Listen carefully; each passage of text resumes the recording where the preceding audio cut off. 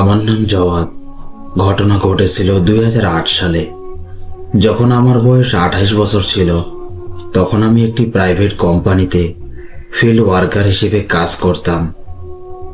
এবং আমি যেই জায়গায় কাজ করতাম সেই জায়গার নাম ছিল মনসেরা। কাজের কারণে মনসেরায় সম্পূর্ণ একা ছিলাম। সেই সময় এখনকার মতো কারো কাছে ইন্টারনেট বা নতুন ধরনের অ্যান্ড্রয়েড ফোন থাকতো না। আমার কাছে একটি সাধারণ বাটন ফোন ছিল। কোথাও যেতে হলে গাড়ির বুক করার সিস্টেম ছিল না। নিজেরাই রাস্তার ধারে দাঁড়িয়ে ট্যাক্সির অপেক্ষা করতে হতো এবং হাত দিয়ে ইশারা করে তাকে থামাতে হতো। আমি মনসেরায় নতুন এসেছিলাম এবং এখানকার অজানা রাস্তা ও পরিবেশ সম্পর্কে জানতাম না। সেই দিন আমার কাজ শেষ করতে সাধারণ দিনের তুলনায় অনেক দেরি হয়ে গিয়েছিল। যখন আমি লক্ষ্য করলাম রাত প্রায় 8টা বাজছিল। মনসেরায় সেই সময় গ্রীষ্মকাল ছিল, তবে এই পাহাড়ি অঞ্চলে দিনের তাপ সত্ত্বেও রাত খুব দ্রুত আসে এবং গভীর অন্ধকার নিয়ে আসে। সূর্য অস্ত যায়, সঙ্গে সঙ্গে আকাশ অন্ধকারে ঢেকে যায় এবং রাস্তায় আলো নেই। আমাকে শহর থেকে প্রায় 12 কিলোমিটার দূরে আমার ভাড়া করা কক্ষে ফিরে যেতে হবে। রাতের এই সময়ে 12 কিলোমিটার দূরত্ব হেঁটে পার হওয়া সম্ভব নয়। ক্লান্তির কারণে আমার শরীর খারাপ অবস্থায় ছিল এবং আমি দ্রুত বিশ্রাম নিতে চাইছিলাম। আমি ব্যাগ কাঁধে ঝুলিয়ে রাস্তার ধারে দাঁড়ালাম এবং গাড়ির অপেক্ষা করতে লাগলাম। প্রায় 10 মিনিট ধরে একা দাঁড়িয়ে থাকার পর দূর থেকে একটি গাড়ি আসতে দেখা গেল। আমি এগিয়ে হাত ইশারা করলাম এবং একটি পুরনো টয়োটা গাড়ি থামলো। গাড়ির মডেল সম্ভবত 1990-এর দশকের। আসল রং হয়তো সাদা ছিল, কিন্তু সূর্যের কারণে এখন পীতবর্ণ। গাড়ি দেখে বোঝা যাচ্ছিল এটি দীর্ঘ সময় রাস্তা পেরিয়েছে। দরজার হ্যান্ডেল ধরলেই এর পুরনো অবস্থার অনুভূতি হাত পর্যন্ত পৌঁছালো। যখন আমি জানালা দিয়ে ভেতরে দেখলাম, গাড়ির ভেতরও পুরনো বয়সের ছাপ ছিল। আসনগুলোর কাপড় বিভিন্ন জায়গায় ফেটে গেছে এবং ভেতর থেকে পুরনো গন্ধ আসছিল। ড্রাইভিং সিটে প্রায় 50 বা 55 বছরের এক ব্যক্তি স্থিরভাবে বসেছিল। তার মুখ প্রায় এক স্থানীয় পটাহানের মতো দেখাচ্ছিল। সে একদম সাধারণ পরিষ্কার সাদা শার্ট প্যান্ট পরা ছিল। যখন আমি ভেতরে তাকালাম, সে আমার দিকে ঘুরেও দেখল না। তার চোখ সামনে উইন্ডশিল্ডে আটকে ছিল এবং নীরবে শুধু একটাই প্রশ্ন করল, কোথায় যেতে হবে? আমি আমার ভাড়া করা ঘরের পুরো ঠিকানা এবং এলাকাটির নাম জানালাম। সাধারণত ট্যাক্সি চালকরা সঙ্গে সঙ্গে ভাড়ার উপর দীর্ঘ বাক্যালাপ শুরু করে, কিন্তু সে তা করল না। সে আমার দেয়া ঠিকানা শুনে শুধু হালকা মাথা নাড়ল। সে কোনো অর্থের কথা বলল না, কোনো প্রশ্ন করল না এবং গাড়ি চালানো শুরু করলো। গ্রীষ্মকাল ছিল, তবে সেই পুরনো গাড়িতে এসির কোনো ব্যবস্থা ছিল না। গাড়ির দুই পাশের জানালা পুরো খোলা। বাইরে থেকে কেপিকের হালকা গরম ও শুকনো বাতাস ভিতরে প্রবেশ করে আমার মুখে লেগে যাচ্ছিল। গাড়ি চলার প্রথম 5 মিনিট পুরো গাড়ি জুড়ে এক অদ্ভুত নীরবতা ছেয়েছিল। চালক এই সময়ে তার মুখ দিয়ে কোনো সাধারণ শব্দ উচ্চারণ করল না। সেখানে রেডিও পুরো বন্ধ ছিল, কেবল গাড়ির পুরনো ইঞ্জিনের ভারী শব্দ শোনা যাচ্ছিল। আমি ক্লান্ত ছিলাম, তাই শুরুতে এই নীরবতাকে উপেক্ষা করলাম। চোখ বন্ধ করে ভাবলাম শুধু দ্রুত যাত্রা শেষ করি। কিন্তু গাড়ির ভেতরের সেই নীরবতা অজানা কারণে আমার মস্তিষ্কে এক ধরনের চাপ সৃষ্টি করছিল। কিছুক্ষণ এই অদ্ভুত নীরবতার মধ্যে চলার পর হঠাৎ আমি বুঝতে পারলাম গাড়ি যে পথে চলছে তা আমার পরিচিত সাধারণ রাস্তা নয়। আমরা শহরের পরিচিত ভবন ও আলো অনেক দূরে ফেলে এসেছি। এখন গাড়ি শহরের বাইরে অন্য কোনো অজানা পথে যাচ্ছে। আমি প্রতিদিন সাধারণত এই পথে যাতায়াত করতাম, তাই আমার ভাড়া করা ঘরে যাওয়ার পুরো রাস্তার ধারণা ছিল, কিন্তু এই নতুন রাস্তা আমার কাছে একেবারেই অজানা। প্রথমে আমি মনে করলাম সম্ভবত এই পুরনো চালক কোনো নতুন শর্টকাট নিচ্ছে, কিন্তু আমার অন্তরের একটি কোণে হালকা উদ্বেগ জন্ম নিল। আমি এই অদ্ভুত ঘাবড়াটাকে পুরোপুরি উপেক্ষা করার চেষ্টা করলাম। নিজেকে বোঝালাম আমি একা ভয় পাচ্ছি, কিন্তু বাইরে গভীর অন্ধকার আমার উদ্বেগকে আরো বাড়িয়ে দিচ্ছিল। যখন সামনে থাকা রাস্তা আরো শুনশান ও অচেনা মনে হতে লাগলো, তখন আমি আমার ভয়কে দমন করে সাহস করে চালককে প্রশ্ন করার সিদ্ধান্ত নিলাম। আমি কিছুটা সাধারণ স্বরে তাকে জিজ্ঞেস করলাম, ভাই, এটা কোন রাস্তা? আমার সেই কণ্ঠ সেই গাড়ির ভারী নীরবতার মধ্যে স্পষ্টভাবে প্রতিধ্বনিত হলো, কিন্তু সামনে থেকে কোনো ধরনের উত্তর এলো না। চালক পুরোপুরি অচল মাথা না নাড়িয়ে শুধু অন্ধকার রাস্তা তাকিয়ে থাকলো। মনে হচ্ছিল যেন সে আমার কণ্ঠ পুরোপুরি শোনেনি, বা হয়তো জানিয়ে অজানাভাবে আমাকে উপেক্ষা করছে। আমি আমার কণ্ঠটা আগে থেকে কিছুটা জোরে করে ঘাবড়ে আবার জিজ্ঞেস করলাম, ভাই, আমি আপনাকে রাস্তা জিজ্ঞাসা করছি, আমরা শেষ পর্যন্ত কোথায় যাচ্ছি? এবার আমার কণ্ঠ অনেক উঁচু হয়ে গিয়েছিল, কিন্তু এখনো সেখানে শুধুই নিস্তব্ধতা, এবং আমার সেই ছোট্ট উদ্বেগ গভীর ভয়ে রূপ নিয়েছিল। রাস্তা এখন পুরোপুরি শুনশান হয়ে গেছে। রাস্তার দুই পাশে শুধু অন্ধকার, ভয়ানক জঙ্গল শুরু হয়েছে। গভীর অন্ধকার রাতের মধ্যে কেপিকের বড় বড় উঁচু গাছ আমার দুই পাশে দীর্ঘ দেয়ালের মতো লাগতে লাগলো, আর সেই পাশে কিছু ঠিক দেখাচ্ছিল না। ঠিক তখনই আমি প্রথমবার নিজের ভয় পড়া চোখ নিয়ে লক্ষ্য করলাম যে সামনে বসা সেই চুপচাপ চালকের হাত স্টিয়ারিং হুইলে ঠিকভাবে রাখা আছে, কিন্তু তার আঙ্গুল একদমই নড়ছে না। হাত পুরোপুরি অচল, বেজান। তার আঙ্গুলগুলো ঠিক এমন বেজান যেন এগুলো কোনো জীবন্ত মানুষের নয়, সস্তা প্লাস্টিকের তৈরি, যা কখনো নড়ে না। এ অদ্ভুত দৃশ্য আমার পিঠের মাংসে শীতল ও কঠিন রকমের কাঁপুনি সৃষ্টি করল, এবং আমার মস্তিষ্ক ঠিকভাবে কাজ করা বন্ধ করে দিল। আমি ভয়ে দ্রুত নিজের জেব থেকে পুরনো নকিয়া মোবাইল বের করলাম। আমি কারো সাহায্য চাওয়ার চেষ্টা করতে চেয়েছিলাম। স্ক্রিনে দেখলাম কোনো নেটওয়ার্কের চিহ্ন নেই। 2008 সালের মানসেহরা পাহাড়ি ও জঙ্গলের এলাকায় সাধারণত সিগন্যাল আসে যায়, আর আজ ঠিক এই বিপদের মুহূর্তে আমার ফোন সম্পূর্ণ কাজে লাগছিল না। কিন্তু মোবাইলে সিগন্যাল না থাকার চেয়ে বেশি ভয়ঙ্কর যে জিনিস আমাকে আতঙ্কিত করেছিল তা অন্য কিছুই। আমি সামান্য এগিয়ে গাড়ির মধ্যবর্তী রিয়ার ভিউ মিররে ভয়ে তাকাতে চাইছিলাম। সাধারণত ওই কাছে পেছনে বসা মানুষকে স্পষ্টভাবে দেখা যায়, কিন্তু সেই স্থির কাছে চালকের কোনো মুখ আমার চোখে পড়ল না। কাচের ভেতরে শুধু গভীর অন্ধকার, এমন এক অন্ধকার যা সব কিছুকে নিজের দিকে টেনে নেবে বলে মনে হয়। আমি তখনই সেই অন্ধকার কাছে তাকাচ্ছিলাম। ঠিক তখনই হঠাৎ চলন্ত গাড়িটা একটি শক্ত ঝটকায় থেমে গেল। আমরা সেই অন্ধকার জঙ্গলের একদম মাঝখানে ছিলাম। চারপাশে দূরে কোনো শহর বা বাড়ি ছিল না। সামনে বসা স্থির চালক গাড়ির ভারী ইঞ্জিন পুরোপুরি বন্ধ করে দিল, এবং সে পুরোপুরি সোজা বসে সামনে তাকাতে লাগলো।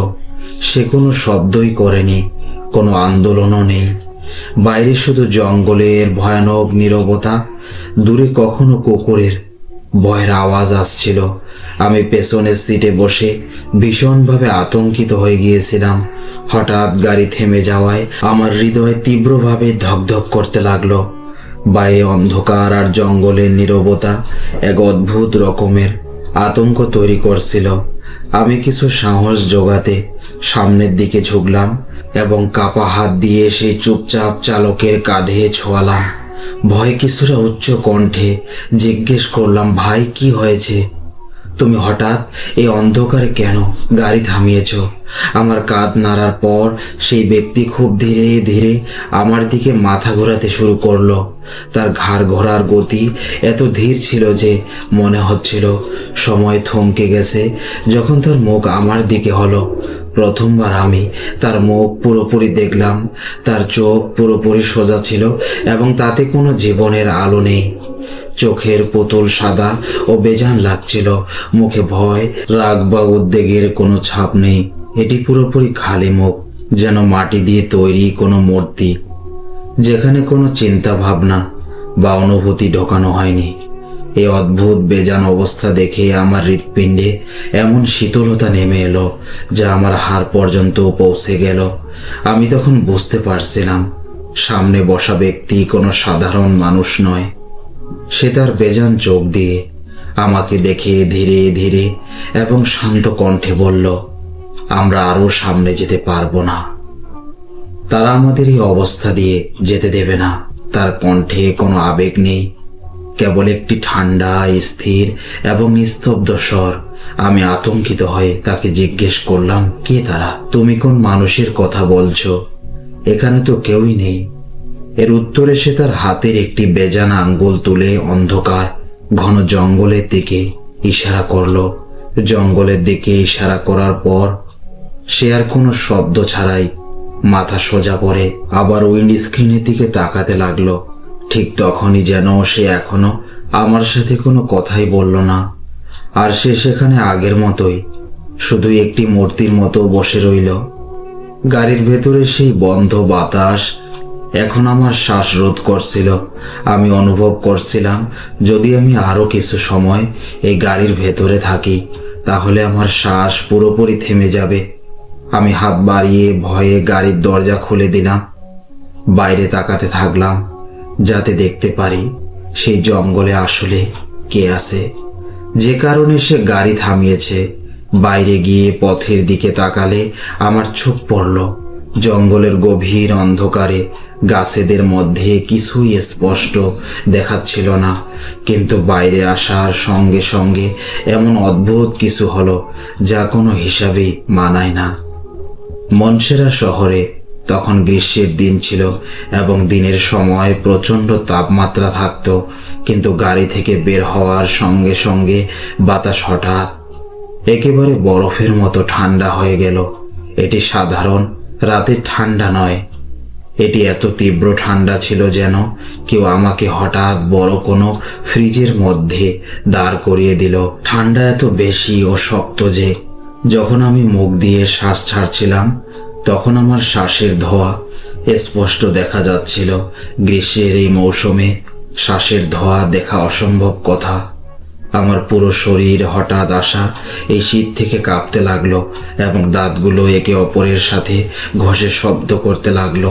ঠিক তখনই সেই ঘন জঙ্গলের ভেতর থেকে এক অদ্ভুত ধ্বনি শুরু হলো। এটি মানবিক ধ্বনির মতো শোনাচ্ছিল, কিন্তু আমি কোনো শব্দ ঠিকভাবে বুঝতে পারছিলাম না। মনে হচ্ছিল এটি কোনো এক মানুষের নয়, বরং অন্ধকারে অনেক মানুষ একসাথে কোনো এক স্থির তাল বা ছন্দে ক্রমাগত কিছু বলছে। তাদের সবগুলোর ধ্বনি একে অপরের সাথে এমনভাবে মিলছিল যেন তারা কোনো অদ্ভুত আনুষ্ঠানিকতা পালন করছে বা কোনো পুরনো ভয়ঙ্কর গান গাইছে। আর সবচেয়ে ভয়ানক ছিল যে এই অদ্ভুত ও অস্পষ্ট ধ্বনি ধীরে ধীরে আমার কাছে আসছিল। মনে হচ্ছিল তারা জঙ্গলের অন্ধকার থেকে বের হয়ে এই রাস্তার দিকে এগিয়ে আসছে। তাদের কণ্ঠে এক অদ্ভুত ভয় লেগেছিল। আমি ভয়ভীত হয়ে পড়েছিলাম। আমি জঙ্গল থেকে আসা এই ধ্বনিগুলোর ভয়ে গাড়ির ভেতরে ফিরে নিজের সিটে ঠিকভাবে বসার সিদ্ধান্ত নিলাম। দ্রুত মাথা গাড়ির ভেতরে রাখলাম এবং ঠিক সেই মুহূর্তে ড্রাইভিং সিটের দিকে তাকালাম। সেখানে যা দেখলাম, আমার শরীরের রক্ত পুরোপুরি জমে গেল, যেন বরফ হয়ে গেছে। এই বেজান মুখের ড্রাইভার এখন তার সিটে আর উপস্থিত ছিল না। ড্রাইভিং সিট এখন পুরোপুরি খালি ছিল। আমি অবাক এবং ভয়ের মধ্যে ছিলাম, কারণ গাড়ির ওই পাশের দরজা সম্পূর্ণভাবে বন্ধ ছিল এবং তার উইন্ডোর কাচও উপরে পর্যন্ত বন্ধ ছিল। সেই মানুষটি শেষ পর্যন্ত কোথায় হারিয়ে গেছে। সেই পুরনো ও ভারী দরজা খোলার বা বন্ধ করার কোনো শব্দ আমি একবারই শুনিনি। আমি রাস্তার উপর দাঁড়িয়েছিলাম এবং চোখ ছিল গাড়ির চারপাশে, কিন্তু আমি তাকে এক সেকেন্ডের জন্যেও দেখিনি সিট থেকে ওঠে বা বাইরে বের হয়। যেন সে বাতাসের মধ্যে কোথাও অদৃশ্য হয়ে গেছে। আর এখন এই অন্ধকার জঙ্গলের মধ্যে আমি সেই পুরনো গাড়িতে একা রয়ে গেছি। আমার অস্তিত্ব পুরোপুরি কাঁপছিল। জঙ্গল থেকে আসা সে অদ্ভুত এবং ভয়ঙ্কর মানুষের আওয়াজগুলো এখন গাড়ির খুব কাছাকাছি। মনে হচ্ছিল সেই অজানা মানুষগুলো কেবল কয়েক ধাপ দূরত্বে গাছেদের আড়ালে দাঁড়িয়ে আছে। আমি তৎক্ষণাৎ খোলা দরজাটি জোর করে বন্ধ করলাম। দ্রুত হাত বাড়িয়ে নিজের পাশের উইন্ডোর কাজ উপরে পর্যন্ত টেনে দিলাম। তারপর গাড়ির সব দরজা ভেতর থেকে লক করে দিলাম। আমি আবার নিজের সেই নকিয়া ফোন বের করে বারবার নেটওয়ার্ক সিগন্যাল চেক করতে লাগলাম। স্ক্রিনের দিকে তাকালাম, কিন্তু সেখানে একেবারেই কোনো সিগন্যাল নেই। ঠিক সেই মুহূর্তে গাড়ির ঠিক উপরের ছাদের দিকে একটি অদ্ভুত অনুভূতি হলো।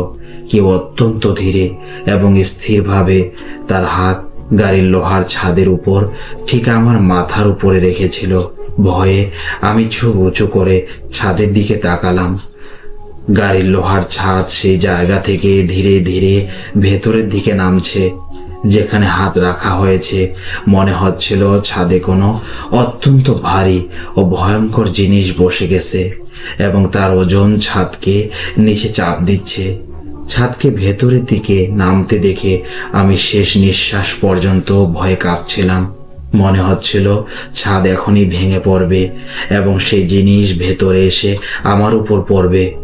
ঠিক সেই অসহায় ও ভয়ঙ্কর মুহূর্তে গাড়ির পুরনো ইঞ্জিন হঠাৎ এক ভারী শব্দের সঙ্গে শুরু হয়ে গেল।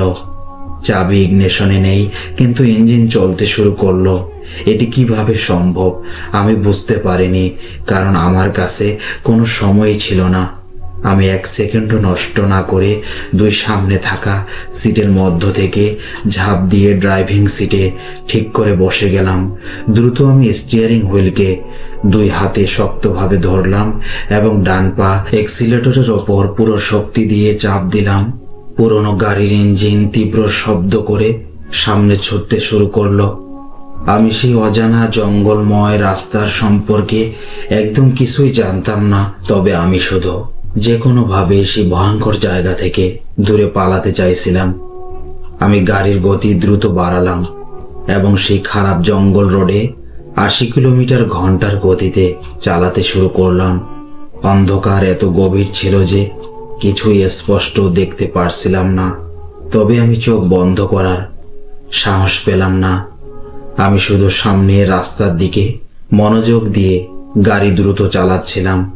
আমার হৃদস্পন্দন আমার কানের মধ্যে জোরে বাজছিল এবং শরীর ঠান্ডা ঘামের সঙ্গে ভিজে গেছে। প্রায় 10 মিনিট ধরে অব্যাহতভাবে চলার পর আমি দূরে রাস্তার ধারের একটি আলো দেখতে পেলাম। গাড়ি কাছে এলে দেখলাম সেটি রাস্তার ধারে একটি ছোট কাঁচা ধাবা। বাইরে একটি সাধারণ বাতি জ্বলছে। আমি ব্রেক দিলাম এবং গাড়ি থামালাম। দরজা খুলে কাঁপতে কাঁপতে দ্রুত ভিতরে প্রবেশ করলাম।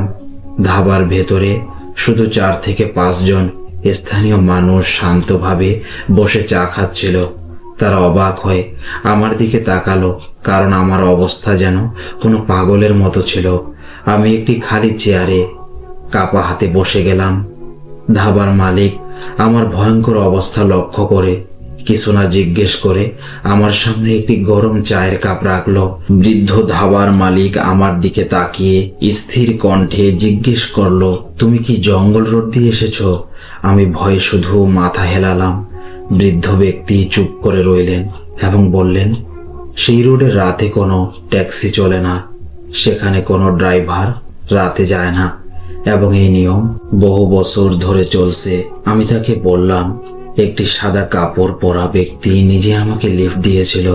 এটি শুনে বৃদ্ধ সম্পূর্ণ নীরব হয়ে গেলেন এবং আমার মুখ থেকে চোখ সরিয়ে নিলেন। এরপর তিনি আর কোনো প্রশ্ন করলেন না। আমি সেই রাতে ধাবায় কিছুক্ষণ বিরতি নিয়ে ধাবার একজন গাড়ি চালকের সাহায্যে কোনোভাবে নিরাপদে আমার ভাড়া করা ঘরে পৌঁছালাম। পরের দিন সকালবেলা শহরে গিয়ে আমি সেই পুরনো সাদা ও হলুদ টয়োটা খুঁজে বের করার চেষ্টা করলাম, কিন্তু জানতে পারলাম ওই পুরো এলাকায় এমন কোনো পুরনো গাড়ি সরকারিভাবে রেজিস্টার্ড ছিল না। এই এলাকায় কখনো এমন কোনো গাড়ি চলেনি। যে অদ্ভুত এবং ভয়ঙ্কর ঘটনা আমি আজও 2026 সালে স্পষ্টভাবে মনে করতে পারি, তা হলো সেই রাতটি যখন আমি চা খেয়ে ধাবা থেকে আবার বাইরে বের হলাম। তখন আমার পরা শার্টের পিঠের ঠিক পেছনে কোনো অজানা মানুষের হাতের পুরো নিদর্শন চেপেছিল। সেই নিদর্শন কাপড়ের ভেতর পর্যন্ত বসেছিল, যেন কেউ আমাকে পেছন থেকে খুব গভীরভাবে শক্ত করে ধরে রেখেছিল, এবং আমি ভয়ে তাকে মোটেই অনুভব করতে পারিনি। এবং সেই ভয়ঙ্কর কাঁচা চিহ্ন পুরো 3 দিন সেখানে থেকে গেছে। এটাই ছিল ঘটনা। আশা করি আপনাদের ভালো লেগেছে। যদি ঘটনাটি আপনাদের ভালো লেগে থাকে ভিডিওটি লাইক করবেন এবং শেয়ার করতে ভুলবেন না, এবং চ্যানেলটি অবশ্যই সাবস্ক্রাইব করবেন।